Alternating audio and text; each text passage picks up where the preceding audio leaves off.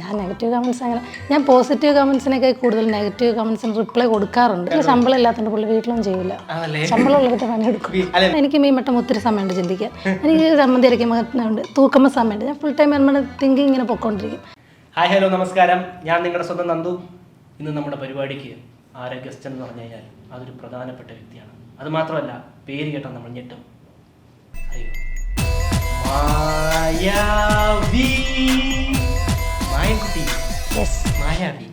എന്തൊക്കെയാണ് വിശേഷങ്ങൾ? നല്ല വിശേഷങ്ങൾ. സ്റ്റാൻഡപ്പ് കോമഡിയിലൂടെ പ്രേക്ഷകരുടെ മനസ്സിലിടം പിടിച്ച, അത് ഏറ്റവും കൂടുതൽ ഈ സ്റ്റാൻഡപ്പ് കോമഡികളിൽ ബലിയാടാകുന്നത് കുടുംബമാണ്. കുടുംബത്തിൽ നിന്നാണല്ലോ ചീന്തി എടുക്കുന്നവര്. അദ്ദേഹം അടുത്തിരിക്കുകയാണ്, അദ്ദേഹം ഒന്നും മിണ്ടുന്നില്ല. എന്താണ് പറയാനുള്ളത്? ഭാര്യയുടെ ഈ ഒരു സ്റ്റാൻഡപ്പ് കോമഡികളിലൂടെ പ്രേക്ഷകരുടെ ഇടയിൽ ഇത്രയും വലിയൊരു ഫാൻ ബേസ് ഉണ്ടാക്കിയ സ്ഥിതിക്ക് അതിൻ്റെ ഏറ്റവും കൂടുതൽ കണ്ടന്റുകൾ ഫാമിലിയിൽ നിന്നാണ് എടുത്തിരിക്കുന്നത്. അപ്പോൾ അതിനെപ്പറ്റി എന്താണ് പറയാനുള്ളത്? അല്ല, നല്ലത് തന്നെ, നല്ല കുഴപ്പമില്ല, നന്നായിട്ട് എല്ലാവരും അറിയപ്പെടുന്നു. അതെ അതെ. അപ്പം ഈ വീട്ടിൽ നിന്ന് ഈ ഒരു കോമഡി എടുക്കാം എന്നുള്ള കാര്യം എങ്ങനെയാണ് മനസ്സിൽ വന്നത്? ആ ചിന്ത വന്നത് എങ്ങനെയാണ്?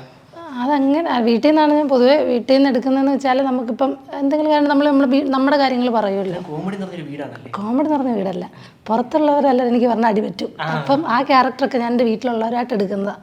എല്ലാം അതങ്ങനെയല്ല. ആ ഒരു 4 മിനിറ്റ് ഞാൻ ചിലപ്പം എൻ്റെ ഹസ്ബൻഡിനെ പറ്റിയിട്ട് എപ്പോഴും ട്രോൾ ചെയ്യാറുണ്ട്. പുള്ളി ആ 4 മിനിറ്റ് മാത്രമേ ഉള്ളൂ കേട്ടോ. അത് കഴിഞ്ഞാൽ നോർമൽ പേഴ്സൺ അതാണ്. അപ്പം ചിലർ സീരിയസ് ആയിട്ട് കാണും. അതങ്ങനെയാണോ അയാൾ ചിലപ്പോൾ അത്രേ ഉള്ളത്. പബ്ലിക്കിൽ ചിലർക്ക് അത് റിലേറ്റഡ് ആവും. ഇപ്പം ഞാൻ എന്തെങ്കിലും ഇങ്ങനൊരു സംഭവം പറയുകയാണെങ്കിൽ ചില കമൻറ്റ്സ് ഇങ്ങനെ ശരിയാട്ടോ ഞങ്ങൾ അങ്ങനെ എന്ന് പറയുമ്പോൾ അത് റിലേറ്റഡ് ആവുന്ന കാര്യങ്ങളാണ്. അങ്ങനെയുള്ള കാര്യങ്ങൾ ഞാൻ ചെയ്യും. അപ്പം ഞാൻ എൻ്റെ കുടുംബക്കാരെ പറഞ്ഞാൽ പുറത്തുള്ള ആളുകളൊന്നും പറയുന്നില്ല. ഞാൻ അച്ഛനെ പറയാറുണ്ട്, അമ്മയെ പറയാറുണ്ട്. അതാ പറഞ്ഞത്, ഹസ്ബൻഡിനെ പറയാം. കോമഡി ആയിട്ട് തമാശ രീതി.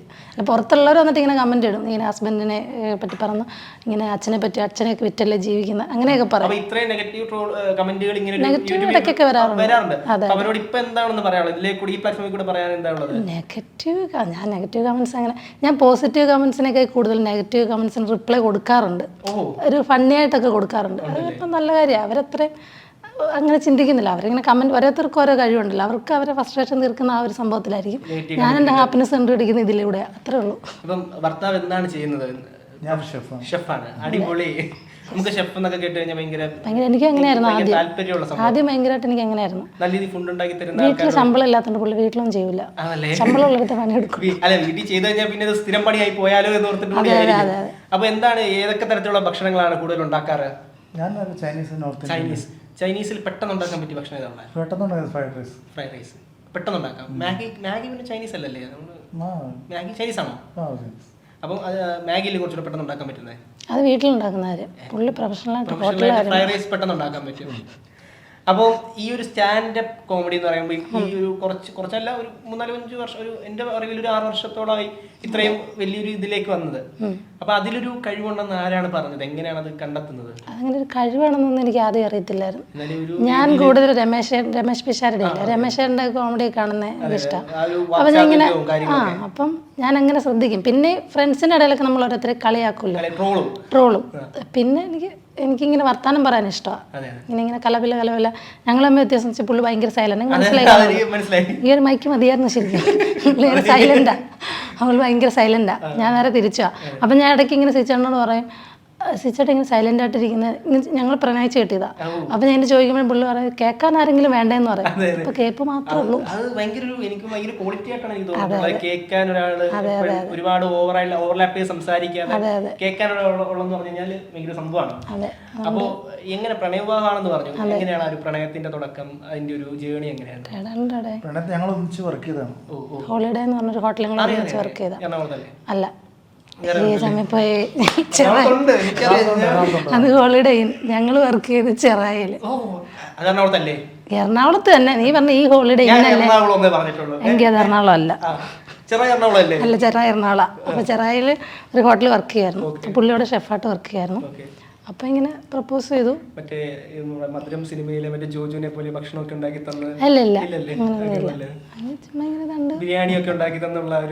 അങ്ങനെ ഒരു കിച്ചണിലൊക്കെ ഇങ്ങനെ ജസ്റ്റ് അങ്ങനെ കണ്ട് ഇഷ്ടമായി. അങ്ങനെ വീട്ടിൽ പറഞ്ഞു. അങ്ങനെ പിന്നെ ഞങ്ങൾ 9 വർഷം പ്രണയിച്ചു. 9 വർഷങ്ങൾക്ക് ശേഷം പ്രണയത്തിന് ശേഷം ഞങ്ങൾ കല്യാണം കഴിച്ചു.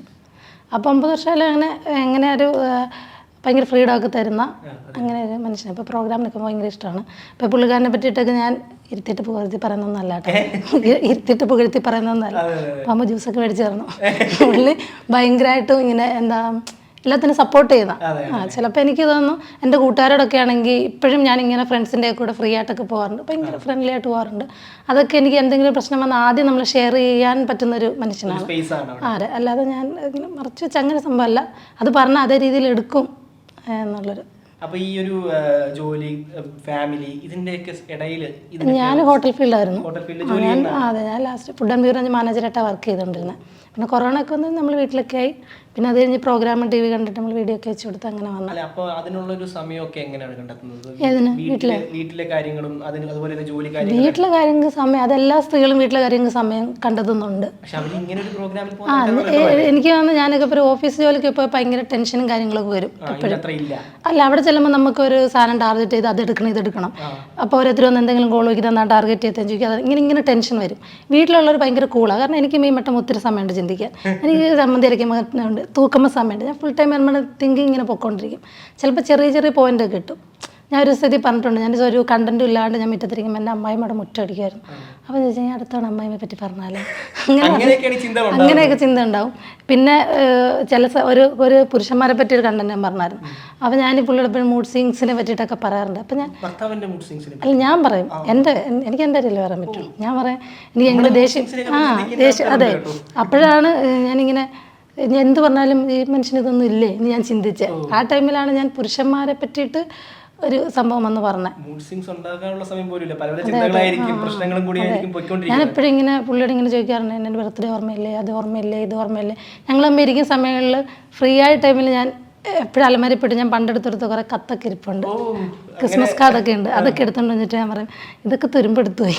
ഇപ്പം എന്നോടൊരു സ്നേഹം എപ്പോഴത്തേനും അപസരിച്ചിട്ട് സ്ഥിരം പറയാം ഇതിനകത്തിൽ ഉറവശി വരുന്നുണ്ട്. അങ്ങനെ ഒരു സംഭവമുണ്ട്. അപ്പം ഞാൻ ഇങ്ങനെയുള്ള കാര്യങ്ങൾ പുരുഷന്മാർക്ക് അങ്ങനെയല്ല, അവർക്ക് 100 കൂട്ടം ടെൻഷനൊക്കെ ഉണ്ടാവും. അങ്ങനെ അവരെ പറ്റിയിട്ട് ഞാൻ പറഞ്ഞു അങ്ങനെ ചെറിയ ചെറിയ തോട്ട്സ് ഒക്കെ കിട്ടും. അപ്പോഴേ ഒരു 1.5 മിനിറ്റിൽ ഒരു ചെറിയൊരു സ്റ്റാൻഡപ്പ് പറയാൻ പറ്റുമോ? എന്താ പറയണ്ടേ? എന്തെങ്കിലും അടുത്തത് പറയാൻ വെച്ചേക്ക്. അല്ല, അതെ, ഞാൻ പറഞ്ഞൊരു സാധനം പറയാം. കാരണം ഇപ്പോഴത്തെ ഒരു 2K പിള്ളേരൊക്കെ പറയാറുണ്ട്. 2K പിള്ളേർ നമ്മളിപ്പോൾ ഇരുന്ന് പറഞ്ഞ ഇന്റർവ്യൂ ആണെങ്കിൽ അവിടെ പറയും ഇവരെന്തായിരുന്നു പറയുന്നത്, അത് തള്ള വൈബാണ്, തന്ത വൈബാണ്, അങ്ങനെ പറയും. തള്ള വൈബാണ്. ഇതേ പ്രായമുണ്ടോ എനിക്ക്? എന്തായാലും ഞങ്ങൾ കാണുമ്പോൾ അപ്പോഴത്തെ പിള്ളേർ തള്ള വൈബാണ്, തന്ത വൈബാണ്, അല്ലെങ്കിൽ 90 വസന്തങ്ങളാണ്, വണ്ടി കിട്ടാത്തവരാണ്. തള്ള വൈബും തന്ത വൈബൊക്കെയാണ്. അതുകൊണ്ട് ഞങ്ങളുടെ തള്ളയും തന്തയൊക്കെ ഉയരും കൊണ്ട് വീട്ടിലുണ്ട്. ഇനി ഞങ്ങളുടെ ഇത് വെച്ചിട്ട് എനിക്ക് തോന്നുന്നു പണ്ടൊക്കെ നമ്മൾ കല്ലും മുള്ളും കാലിക്കും എത്തേന്ന. ഇപ്പോഴത്തെ 2K കിഡ്സിലെ പകുതി എല്ലാവരും ഇല്ല, അല്ലല്ല 2K കിഡ്സിലെ പകുതി പേർക്കും കല്ലും പുല്ലും വായിക്കും എത്തേന്ന. അങ്ങനെ കുറച്ച് ഞാൻ സമകാലീനമായിട്ടുള്ള സംഭവങ്ങൾ എടുത്തുകൊണ്ട് പോകും.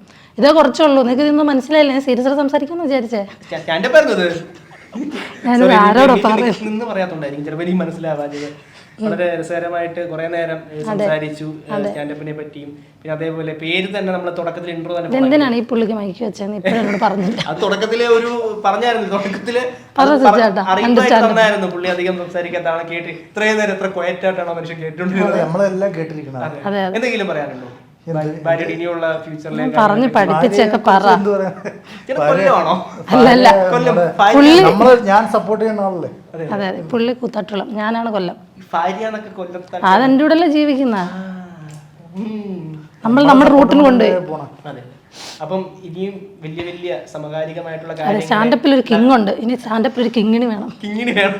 ചേട്ടനോട് എനിക്ക് ചോദിക്കാനുള്ള ഒരു ചോദ്യം, ഇപ്പൊ ഒരു സ്റ്റാൻഡപ്പ് കൊമേഡിയൻ ആണ്. അപ്പം വേറെ ഏറ്റവും ഇഷ്ടപ്പെട്ട ഒരു സ്റ്റാൻഡപ്പ് കൊമേഡിയൻ ആരാണ്? വേറെ സ്റ്റാൻഡപ്പ് കോമഡി ഇഷ്ടമാണ്. അല്ലാണ്ട് പിന്നെ ജോൺ ഇഷ്ടമാണ് എനിക്ക്. പിന്നെ ഉണ്ട്, ഒരുപാടുണ്ട്. നേരത്തെ ഇങ്ങനെ ശശിയുടെ പെർഫോമൻസ് ഇഷ്ടമാണ്. എൻ്റെ ആണെങ്കിൽ സിച്ചേട്ടൻ ഇപ്പം കവലക്കൊക്കെ നിൽക്കുവാണ്, എൻ്റെ പെർഫോമൻസ് ഉണ്ടെങ്കിൽ സിച്ചേട്ടൻ പറയും മനോരമ മാക്സി ഞാൻ പിന്നെ കണ്ടോളാം എന്ന് പറയും. ശശിയുടെ ഒക്കെ ആണെങ്കിൽ മുമ്പേ വന്നിട്ട് ഇങ്ങനെ ചിലപ്പം ശശിയുടെ കഴിഞ്ഞ അനീസ് അപ്പം മായാവിയുടെ ഏറ്റവും ഇഷ്ടപ്പെട്ട ഒരു സ്റ്റാൻഡപ്പ് പെർഫോമൻസ് ഏതായിരുന്നു? അത് കഴിഞ്ഞോണം മറ്റേ കുപ്പി ഒളിപ്പിച്ചു പോണ അവിടെ ഫാമിലിയൊക്കെ വന്നപ്പോൾ ഫാമിലി ഒന്ന് കൊള്ളുന്നത്. അതാണ് ഏറ്റവും പ്രൗഡ് മൊമെന്റ് ആയിട്ട് തോന്നിയത്. അത് കുറച്ച് വൈറലായി പോയത്. കുറച്ച് നാളേ ഉള്ളൂ. അത് വേറൊന്നുമല്ല, അതിൽ വയറിലപ്പോൾ പുള്ളി ഫാമിലിയായിട്ട് വന്നായിരുന്നു. അപ്പം ഇടയ്ക്ക് മിന്നി മിന്നി കാണിക്കുന്നുണ്ടായിരുന്നു. അപ്പോൾ അതെനിക്ക് ഇഷ്ടപ്പെട്ടു കേട്ടോ. അങ്ങനെ അപ്പം ഇനിയും ഇത്രയും നല്ല ഇതിനേക്കാളും മികച്ച സ്റ്റാൻഡപ്പ് കോമഡികളും കാര്യങ്ങളുമായിട്ട് ഇനിയും വലിയ വലിയ നിലയിൽ എത്തട്ടെ. തീർച്ചയായിട്ടും. അപ്പം വീണ്ടും നമുക്ക് കാണാം ചേട്ടാ. നല്ല നല്ല ഫുഡുകളൊക്കെ ഉണ്ടാക്കുക, ആ ഒരു ഭക്ഷണ ഷെഫ് മേഖലയിലെ കിങ് ആവുക. അതങ്ങനെ വീട്ടിൽ വല്ല ഉണ്ടാക്കി കൊടുക്കാൻ പറയണ നീ ഇടയ്ക്ക്. വീട്ടിൽ നിങ്ങളില്ലേ പുള്ളിക്ക് വേറെ പ്രൊഫഷണൽ ആയിട്ട് ചെയ്യേണ്ട എനിക്ക് സോസ് ഒക്കെ ഇട്ട് വീട്ടിൽ ഉണ്ടാക്കാൻ അറിയില്ല, വറുത്തടിച്ചൊക്കെ വെക്കാൻ അറിയാം. ഇടയ്ക്ക് ഇങ്ങനെ പറയാ വൈഫിനൊക്കെ വെച്ച് കൊടുക്കാം. സോസൊക്കെ ഇട്ടിട്ട് മറ്റേ അമ്മയ്ക്കൊക്കെ കൊടുത്തു കഴിഞ്ഞെടുത്ത് എറിവിട്ട് എന്ത് സാധനവും ചോദിക്കും. അതല്ല വീട്ടിൽ നമ്മൾ സാധാരണ ഭക്ഷണങ്ങളും കാര്യങ്ങളൊക്കെ അല്ലാണ്ട് നമുക്ക് നമ്മുടെ ഈ പ്രായക്കാർക്ക് നാടൻ ഫുഡ്, നമ്മുടെ ഈ പ്രായക്കാർക്കൊക്കെ ഈ ഷെഫ് എന്നൊക്കെ പറഞ്ഞ് നല്ല ഫുഡുകൾ ഉണ്ടാക്കുക ചോദിക്കാറുണ്ട്. എന്റെ ഫ്രണ്ട്സ് ആയാലും ഒക്കെ ഏതൊക്കെയാണ് നല്ല ഭക്ഷണം ഉണ്ടാക്കുന്നത്, ഏതൊക്കെ ഉണ്ടാക്കുന്നത് ചോദിക്കാറുണ്ട്. ആ ഒരു ക്യൂരിയോസിറ്റിയിലാണ് ആദ്യം ചോദിച്ചത്. ഇടയ്ക്കൊക്കെ പുറത്ത് കൊണ്ടുപോയിട്ട് ഭാര്യയ്ക്ക് കൊടുക്കുക അങ്ങനെയൊക്കെ. ഇത് ചാനലിൽ കണ്ടു കഴിയുമ്പോൾ പുള്ളി ഇതൊക്കെ ചെയ്യും. ഇതൊക്കെ ഞാൻ പറഞ്ഞു തരേണ്ട ആവശ്യമില്ല, പുള്ളി ഞാൻ പറഞ്ഞു മടുത്തോണ്ടല്ലേ നിന്നെ കൊണ്ട് പറയുന്നത്. അപ്പൊ മായാവി പറന്ന് പറന്ന് പറന്ന് പറന്ന് വലിയൊരു സ്റ്റാൻഡപ്പ് കിങ്ങിയായിട്ട് മാറട്ടെ. ചേട്ടൻ കിരീടവും ചെങ്കോലും ഇല്ലാത്ത വലിയൊരു ഷെഫ് രാജാവായിട്ട് മാറട്ടെ. എല്ലാവർക്കും എന്റെ അഭിനന്ദനങ്ങൾ, ആശംസകൾ. അപ്പം അടുത്തൊരു എപ്പിസോഡിൽ വേറൊരു മുഖ്യ അതിഥിയുമായി നമുക്ക് കാണാം. അപ്പൊ എല്ലാവർക്കും ബൈ.